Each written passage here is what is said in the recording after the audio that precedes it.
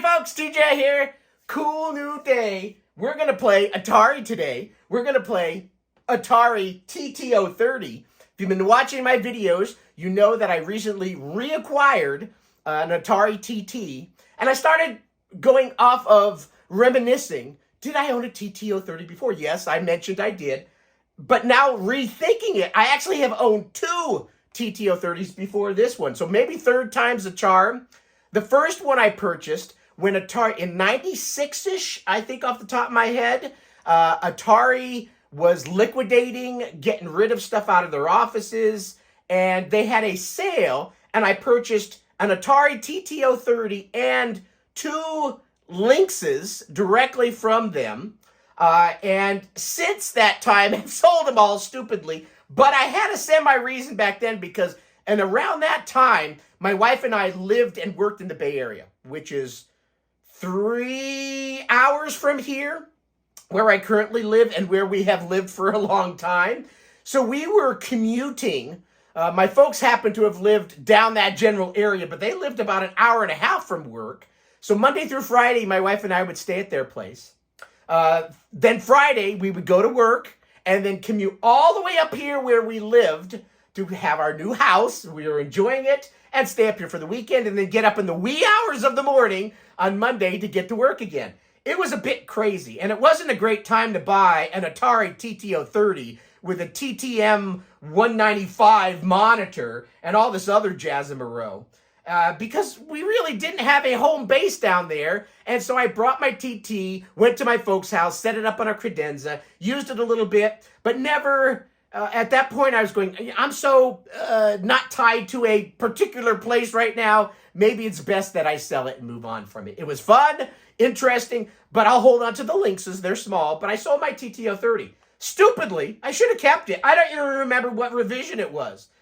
And then later on, I'm trying to think when what it was, 2000, it was in the 2000s. I did buy a TT-030 again, but then shit hit the fan. And when shit hits the fan around here, it means that TJ's Toys go up on the block, and I sold it reluctantly, but I did. And then I've now, in the last, since 2017, 18, really rekindled my spirit and retro love and vintage computer love. I am now reacquiring things, including that Falcon that's right there, to be my forever computers now. Even if they die, I'll hold on to them and get them fixed at some point in time and have them for the rest of my days, hopefully. Even if the shit hits the fan, there's a few certain things I no longer want to part with. I'm going to hold on to. So what's the story? Well, now I have a TT-030 again. And you know that the box that I picked it up in from B&C Computer said Leonard Trammell on it, which I thought was cool. Now, Leonard was kind to view my video and said, I don't recollect that box. But that doesn't say anything because at my age, and I know he's older than me, I don't recollect a lot of things. So at least the box, outside company did send Leonard the computer. Now, the serial number doesn't match the box, so it's highly likely that he never touched it, but I have that little dream and thing that who knows where this computer has been, because it did come from B&C. They did get a lot of stuff from Atari as Atari left. And so who knows whose hands it's been. The box has some stories. So after thinking about that a little bit, I sometimes name computers. Inanimate objects, if that's the proper way to call it. I sometimes name it, like my Sam Coupe, I did name Samwise Gamgee, or Sam for short, and it makes sense because Sam's the name of the computer. So I call that Sam, or Samwise Gamgee. And I kind of look a little bit like Samwise Gamgee or a Hobbit, so that worked. So this one I was thinking, what's the appropriate name for my TT-030? It is going to be named Leonard. In the spirit of, I like the Trammells, I like the Atari from their point that they had it, and so its name is Leonard. So, Leonard, turn on! That doesn't work. It's not Star Trek, right? Was it Scotty that was computer? That doesn't work. But today we're going to play a bit of Atari. So this is going to be the second time I turned it on. I did, after I got home from B&C, quickly booted it up. What I purchased from them was the keyboard, the TT-030, a stock 2 megabyte model, It didn't even come with a mouse because they said they didn't have any mice. And the book and a power cord. So fortunately, I do have the book. I love having, and then the box. Even though the box is not the same serial number, it's Leonard's. That's cool. Next to it, you're kind of seeing a little bit. I now have my office redecorated. This is a kitchen table I got from IKEA. And I went ahead and put it in here, rearranged things. I've got my TTO30, my Falcon, my Mega STE, which normally has a monitor on it, but I took it off because I'm going to show you something. And then my Mega 2 ST down there. I've got all the kick-ass Ataris in one little section, and I'm going to network them eventually. But today is just turning them on.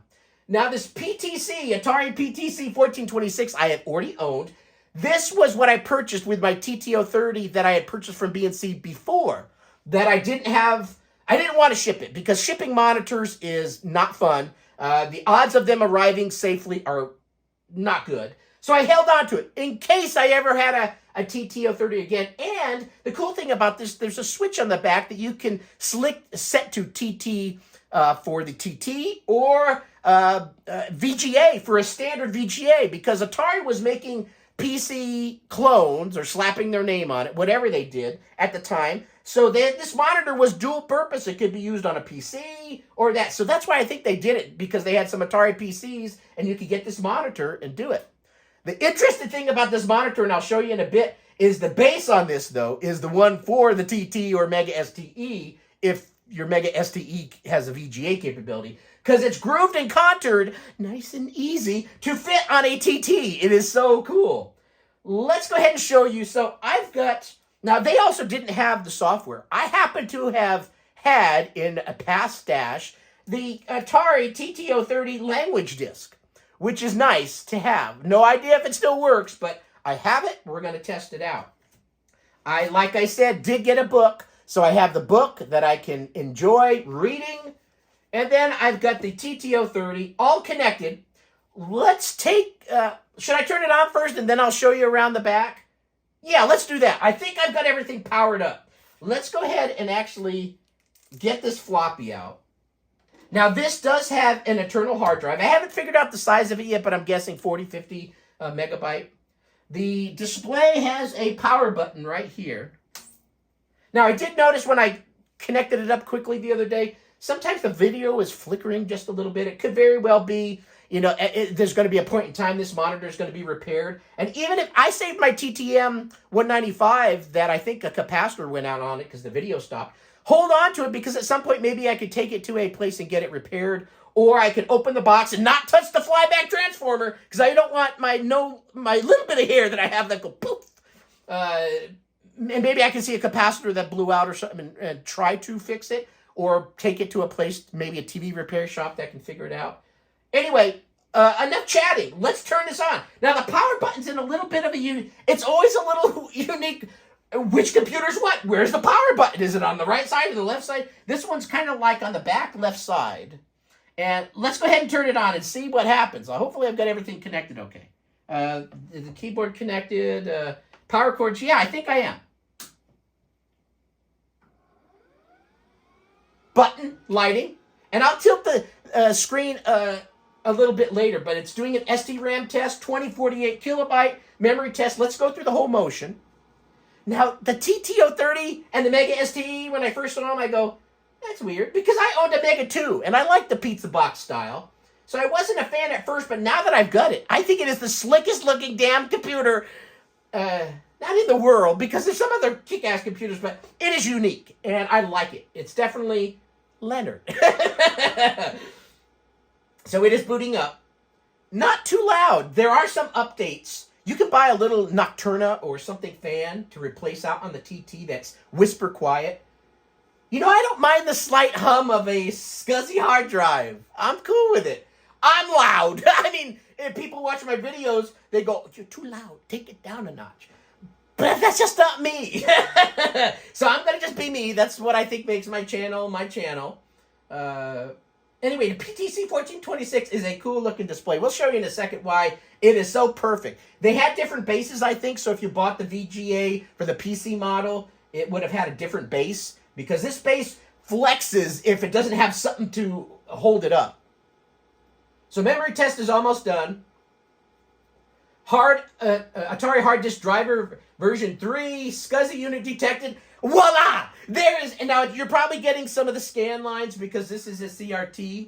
Now what's cool, now this monitor is a little clunky, but look, I can kind of change the direction a little bit, pointing it towards you. So if I had to sit over here, I could see it better. I could tilt it this way if I was playing around on my Mega 2 over here and just wanted to see what's going on this screen. But anyway, I've got an A, I've got the B, I've got the C, and I've got the D. I'll leave it in low resolution for right now. I think that's, it's probably come in a little better. So let's open up the C. And there's the C. It's got an auto. It's got a CPX. It doesn't have much going on. This is probably just what BNC slapped on it to test and format and make sure it works okay. In fact, I don't think there's even any control panel stuff going on. It's got all blanks. So maybe I might have to, set this up. I'm going to probably just wipe it out and put maybe the HDDR driver. The version I have is like 8 or something. Probably a little newer. Maybe offer some other options. But anyway, you can, of course, if you wanted to change the screen, you can go to desktop config or save desktop configuration. You can see all your settings here of what you got going on. Top window, file name only, all kind of probably gibberish. But let's see, where is it for changing the resolution? Set preferences, medium. I'm going to set ST medium. I guess you can go ST low and ST medium also. I don't think I've ever done ST medium before. Let's try that and just see what happens. It looks good. It looks good. So, but it's very small. It's very small now, and you probably don't see it too well. But let's go back. Set preferences. Let's go to Let's try ST medium. See if it looks any different. Yeah, it does. Everything's a little bit different. So there are different resolutions, and this monitor should handle, I think, most everything. But for now, let's go back to ST low. What's TT low look like? Oh, that's squished! That's squashed and squished. I don't like it. Set preferences.